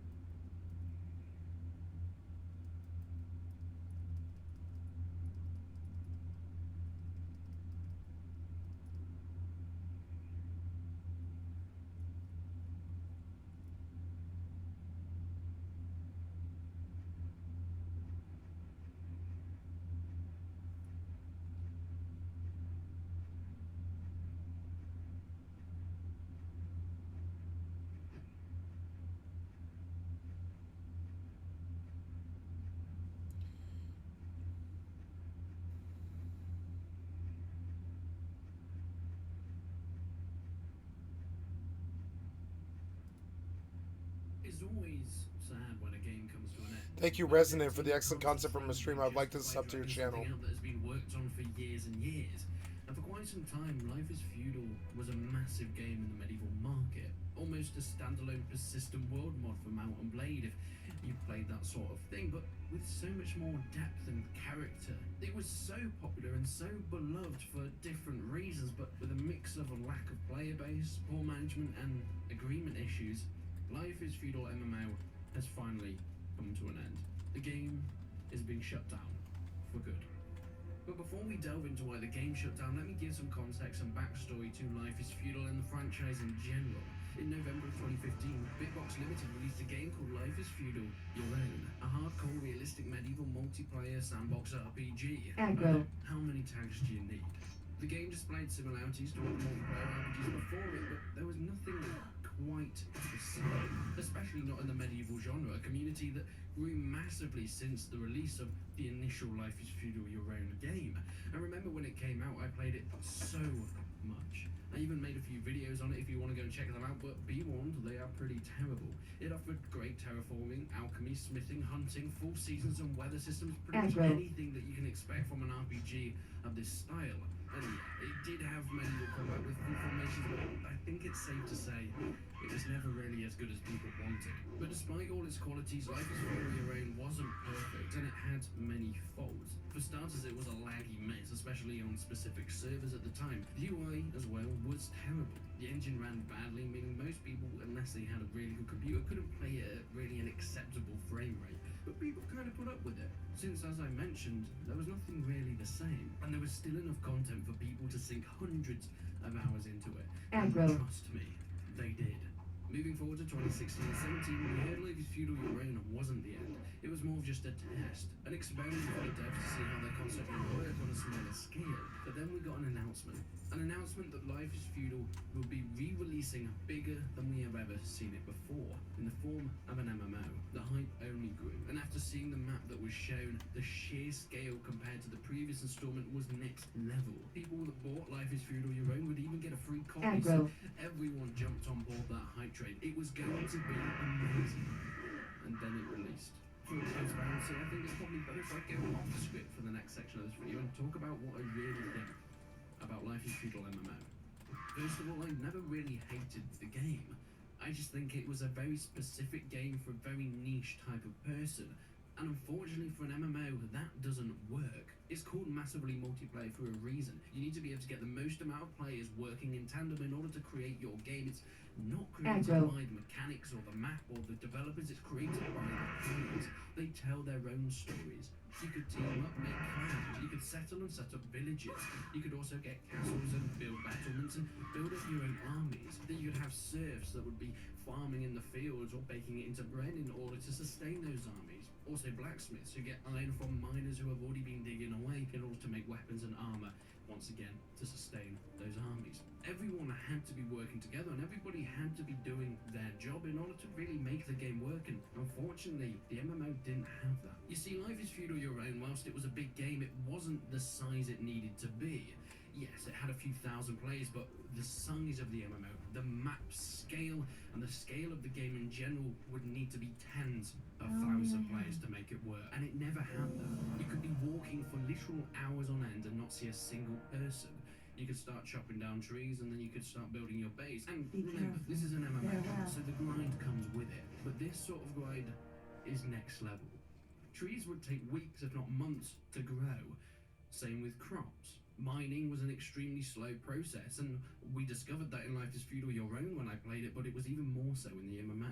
They almost ramped up the grind tenfold. And this sort of thing is fine if you have the player base in order to counter it. If you have tens, if not hundreds of people in a settlement or a village working with you in order to progress through the game and get enough resources in order to sustain yourselves and then conquer other factions. Furthermore, the developers decided that they wanted to get some more money from the game. Then they added in, as you guessed it, microtransactions. You could buy premium passes in the game and have almost a subscription to this MMO. This is not unheard of. Games like World of Warcraft have done this for decades at this point, but this is not World of Warcraft. I think we see this a lot. Developers have these massive visions, but they don't have the resources to carry them out, or even the skill base. Blizzard is made up of thousands of employees. Even just working on World of Warcraft is a massive scale project, and when you try and do something similar with an MMO in the medieval world, you need the resources behind it, and they had but a fraction. And this is where it comes to an end. We got the announcement today that Life is Feudal, the MMO, will be shutting down all the servers. Now, they stated in their post that it was a disagreement with some partners that they were working with. These partners gave them deals and they decided that they didn't want to take forward these deals but that meant that they couldn't afford to keep servers up. Server costs are so expensive in MMOs, and especially a game that is so big as this in terms of its sheer mass and quantity of content. Reading through so many of the responses on Facebook and Twitter and all the forum posts, it seems to be a general consensus that Life is Feudal MMO was a brilliant idea, but the developers just weren't the people for it. They didn't listen to fans, they didn't keep updating it in the correct ways, they added things like microtransactions instead of lazy crafting systems and UI. And because of this, players started to drop off. I remember when it came out, it was so active. And the game, the MMO, even became free to play. And can you guess how many people are playing it currently? 85. For a scale in a game this size, 85 players isn't even close. And it's so sad to see. Such a fantastic idea and some terrible implementation just caused this game to be way beyond anything that the developers could handle. And it's unfortunate. I don't necessarily think the entire blame is on the developers. Of course, financial situations are a big part, but I think some decisions were made down the road that you can obviously see by the response of fans and players alike that they didn't agree with this. Now the game will officially close on January the 18th of 2021. The servers will be shut down and it will no longer be playable. I mean, for me, this is a disappointment, but for some, they have put thousands of hours into this MMO, and if I'm going to be honest, hundreds of dollars of their own money. Whether that was a good decision or not, that's a debate that you have to have with yourself, but they're still losing. Aggro. That's the thing with these online games. It doesn't matter how much money you throw at it, at the end of the day, it's all worthless as soon as the devs decide to shut it down. Will this mean that people will go back to Life is Feudal Your Own, the game that basically did what the MMO did but on a smaller scale with smaller servers? Potentially. And it looks like it's going that way. The current player base has risen since the announcement of MMO dying, and maybe we might actually get a revival of that, but I think it's past that point. When the developers announced the Life is Feudal MMO, they put all their eggs in one basket. They put all their development time and updates working on that MMO, and whilst there are a few updates for your own, they almost just abandoned it, which means it could be too late. They could turn it around and do a full No Man's Sky and make this incredible Life is Feudal Your Own game back to one of the biggest medieval sandbox RPGs out there. They could have players coming in fighting, building settlements, castles, armies, back like they did in 2015. But I think it's unlikely. Please let me know what your thoughts are on it. Did you play any of the Life is Feudal games, and what do you think the reasons are that people have turned against it? Because they have. Financials aside, the game was already abandoned by it. People had had enough of it, and no one was really playing it anymore. And why do you think that is? But thank you so much for watching. If you enjoyed the video, make sure you leave a like on it. It helps me out. You would never know. But until then, I will see you in the next one.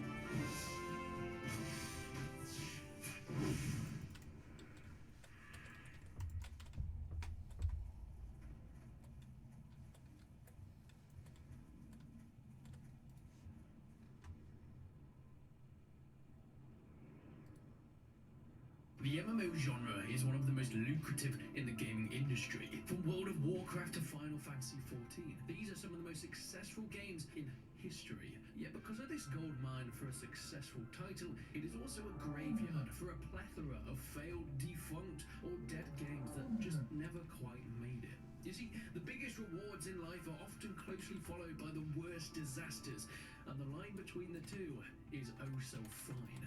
But Bitbox had big dreams, a full medieval survival games mixed with MMO elements to bring together thousands of players in one persistent map. Growing cities, waging war, and making alliances to create a time of old within their newest endeavor. Life is feudal. But the developers Bitbox oversaw one big thing. One big thing that would end up killing their beloved game. This is the sad death of the Life is Feudal MMO. I think the first major sign that Life is Feudal What was in brings trouble you was the here? fact that it was voiced by Sean Bean. Yes, As soon definitely. as you hear that voice, you're like, something's gonna die. Founded in 2011, Bitbox Limited, like many, had this utopian idea for the perfect historical MMO. But first, they wanted to test it out on a smaller scale version, disguised as a regular medieval survival. This went by the name of Life is Feudal Your Own. Aggro.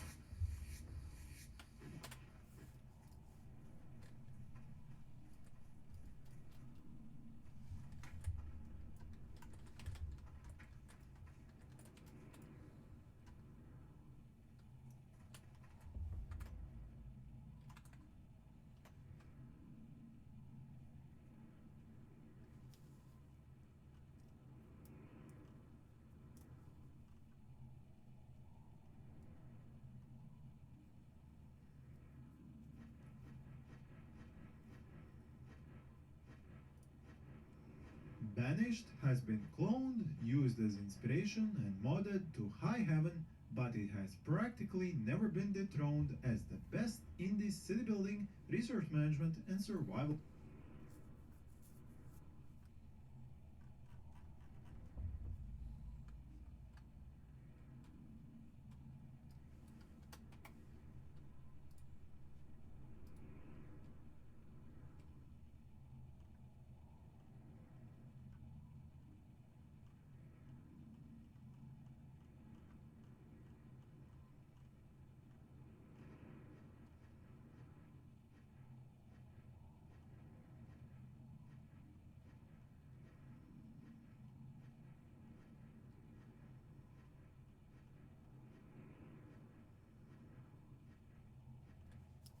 Oh, good to know. I want to see this other one. As well as Assassin's Creed, Brotherhood, and Revelations will allow us to plunge into the medieval world. All these 4 games are united by a common and, according to many, the best plot of the series, which touches on several historical events and heroes. The gameplay is the same. The basis of the mechanics is parkour, the use of crowds and various shelters for stealthy kills, and unusual melee mechanics. And the open world presents some degree of non-linearity. Mount and Blade 2, Bannerlord, continuation of the cult medieval sandbox. As before, here we will be given the opportunity to frolic with a sword in our hands both in single-player mode and in multiplayer. The game, first of all, stands out for the freedom of wagering. In this authentic world, we will be able to participate in jousting tournaments, become a merchant or a lord. The latter can buy and improve the castle, as well as recruit recruits. In addition, there are large-scale multiplayer battles with sieges, sword fights, cavalry and crossbow firefights. Medieval Dynasty. Medieval life simulator where the cliched struggle for survival is mixed with mechanics such as building your own village, interacting with NPCs, collecting and producing goods for residents. There is a crafting system, the possibility of hunting and trading. In moments of relaxation, you can distribute your free skills and admire the beautiful views that can please you at any time of the year. We will do all this from the first person in a realistic open world, which contributes to the maximum immersion in the Middle Ages. The Elder Scrolls 4: Oblivion is a role-playing game developed by Bethesda Game Studios and released in 2006. It is set in a vast, open-world environment, with players taking on the role of a customizable character, exploring the world, and completing quests. One of the game's biggest strengths is its world building. The game's open-world environment is vast and varied, with diverse landscapes, weather patterns, and flora and fauna. Players can interact with a variety of NPCs and factions, each with their own unique characteristics and motivations. The game's main quest and side quests are also filled for their depth and complexity, and many offering multiple paths and outcomes depending on the player's choices. Another major point of praise for Oblivion is its modding community. The game's modding scene is still active today, with many players creating and sharing their own mods to enhance the game's graphics, mechanics, and content. Ostriv is a city-building game. The game takes place in the historical setting of Ukraine in the 18th century and emphasizes realism and attention to detail. One of the game's biggest strengths is its attention to historical accuracy, with a focus on authentic architecture, farming practices, and social structures. Players must manage every aspect of their town's growth, from resource gathering and production to trade and diplomacy with neighboring towns.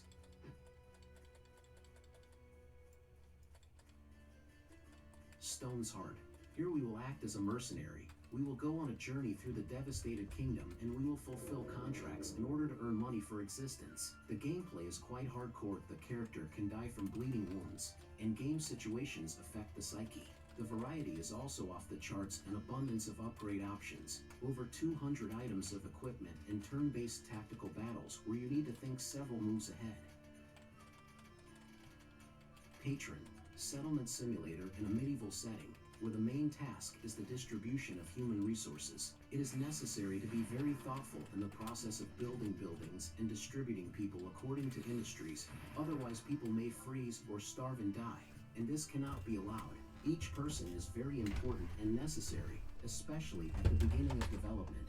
As you grow, you need to maintain a balance so that all the resources you need at the moment are enough. The Guild 3, a unique mix of economic simulation, historical life simulation, strategy, and real-time role-playing game, where we have to create a family dynasty that can last for centuries to come. At the same time, it will be possible to choose your craft. You can become the head of a small enterprise, take part in a political career, become the leader of thieves, or even become the leader of the dead. In addition to us and our cars, there are other castes of the population of the Middle Ages in the city: workers, artisans, intellectuals, aristocrats, and all of them will build their own intrigues.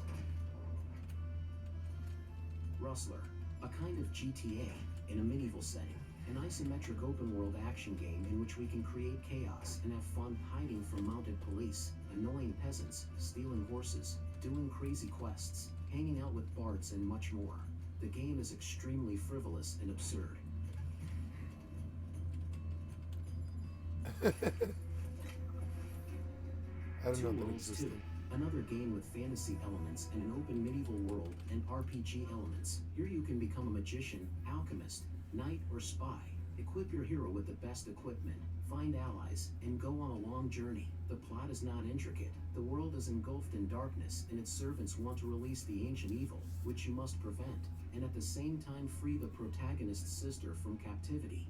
Orcs will also come to the rescue, which were previously enemies, but with the advent of a stronger enemy, they will help the hero throughout the game. Guidonia. The protagonist is a peasant who is accidentally drawn into a maelstrom of mysterious events. We will be sent to a large, seamless open world where we can become an archer, necromancer, warrior, or some other unique fighter. And in the local medieval world, there are plenty of things to do. You can explore dungeons, fight for different factions, look for allies, complete quests, and even build your own house. Also, the game will surely please the owners of weak PCs with its low system requirements. Risen 3, Titan Lords, role-playing game from the creators of the Gothic series. The plot begins with the fact that the nameless hero dies and loses his soul, but soon the shaman resurrects him. Now we have to return the soul of the nameless, join one of the 3 factions, and save the islands from evil. Titan Lords starts sluggishly, but soon accelerates, dipping into a sea of adventure. You will be pleased with high-quality combat with magic, fencing, and musket shooting. Here you can turn into a parrot and curse enemies with voodoo magic, surf the oceans, look for treasures, and see monsters. Surf the oceans. Stronghold Crusader 2, medieval castle management simulator with dynamic gameplay and sophisticated destructibility. Here, players create armies and besiege fortresses, build castles, and fight off enemy raids. All this takes place in the Middle East of 1189 Aggro. AD, with units and buildings corresponding to the area.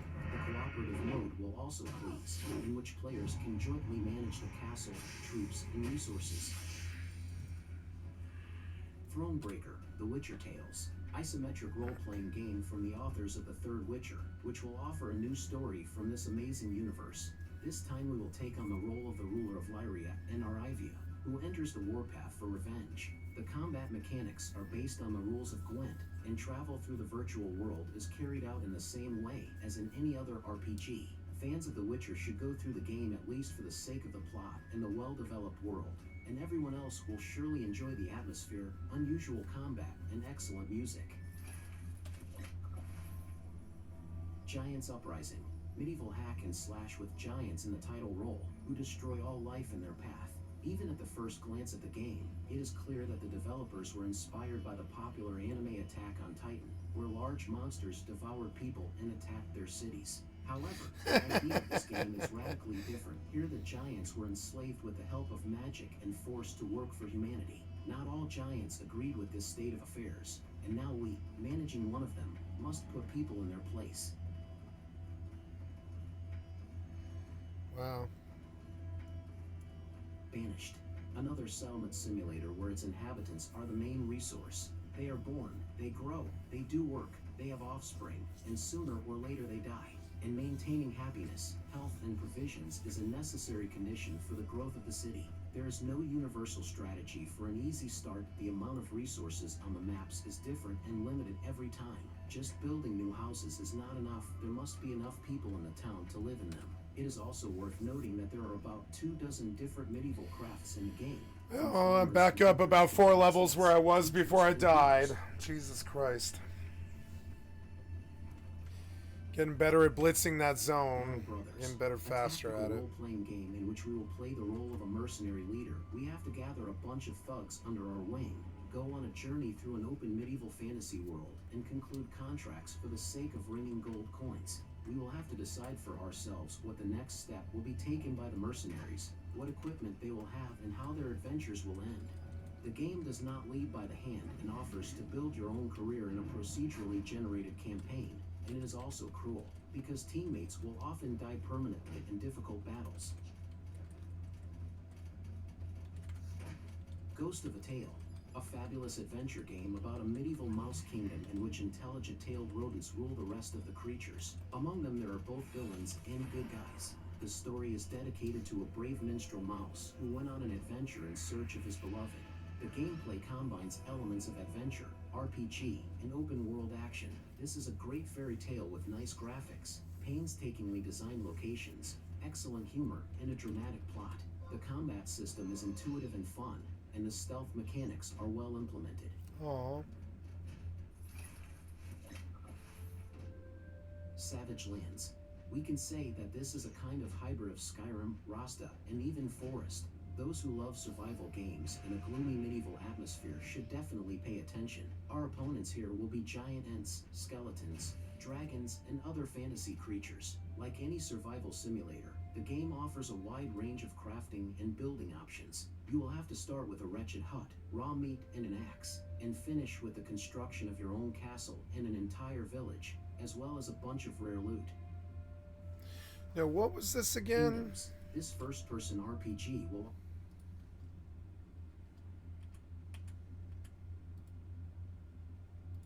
building options. You will have to start with a wretched hut, raw meat, and an axe, and finish with the construction of your own. Okay, Savage Lands. Let's go look at that.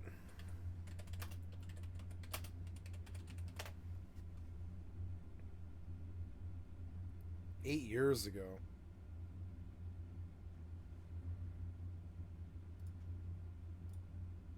Savage Lands, is it? And you find this little village and you pillage it. There is skeletons and all kinds of beastie weasties knocking about that will rip your face at the first hint of them seeing you. There's also what look like donkeys.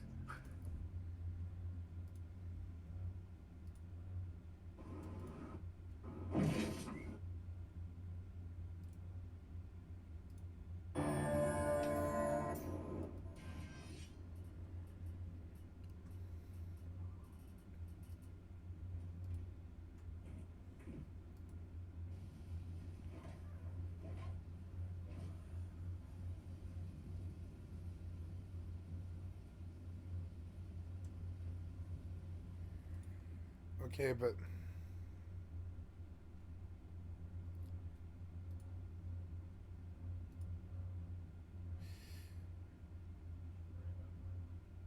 size of that bunny, man. Not long, all happy and like. And collect there, no. Let's bring you out. Let's go for a little skull helmet club thing. Ooh. Right? Interesting choice.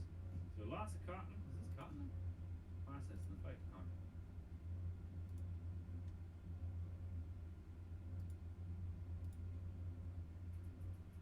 Slap those on there. Manage ourselves up a tiny bit. Feeling healthier already? Feeling better? No? I don't know.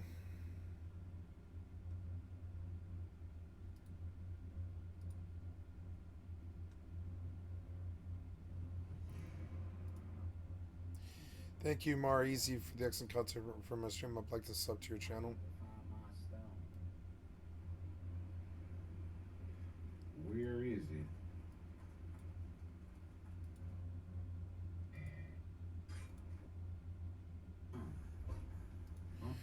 Alright.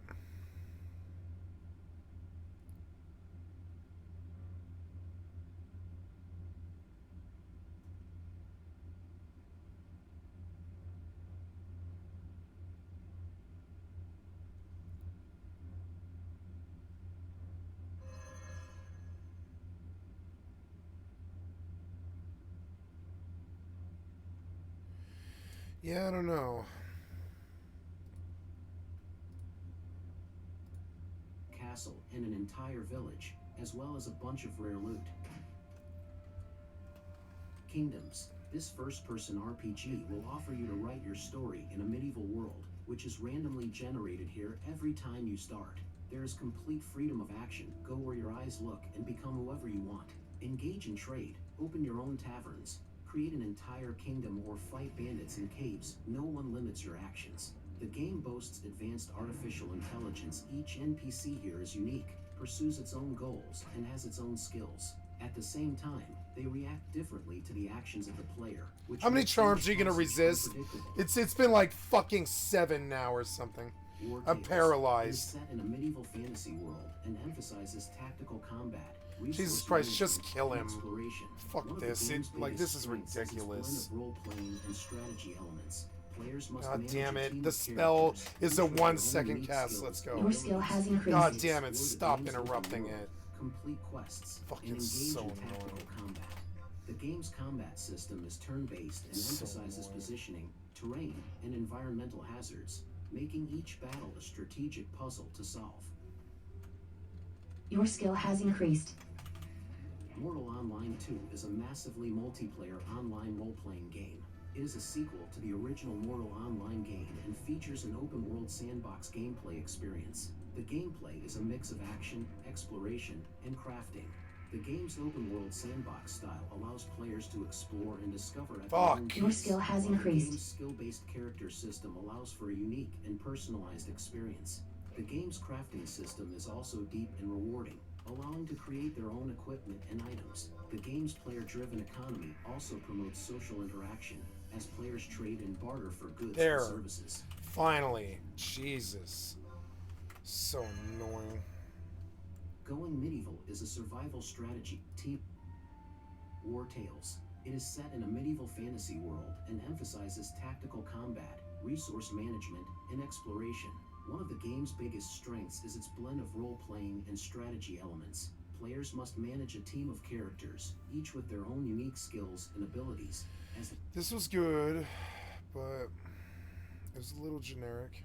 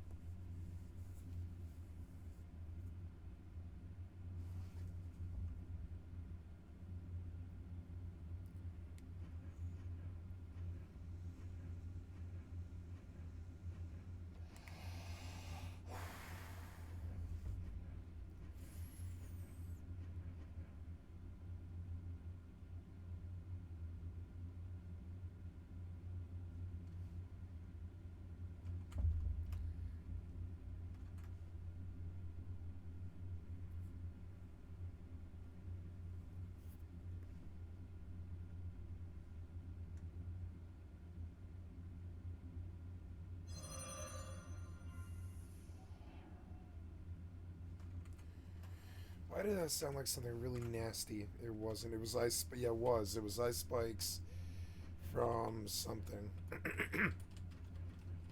I'm back up though, which is good. Get on him.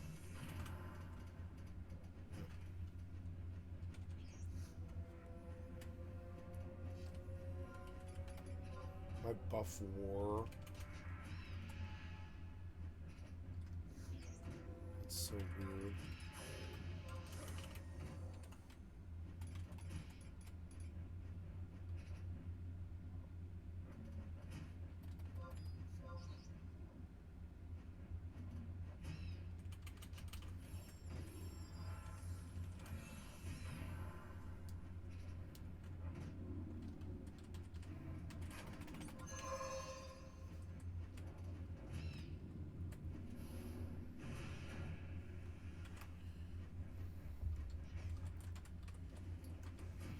Okay, good. I came here to go to that. Yep.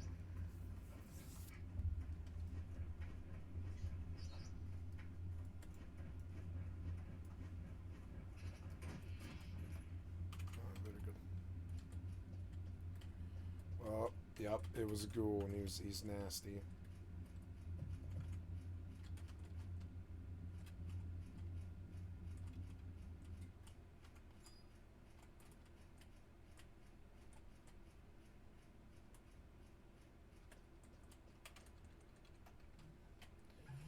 Damn it.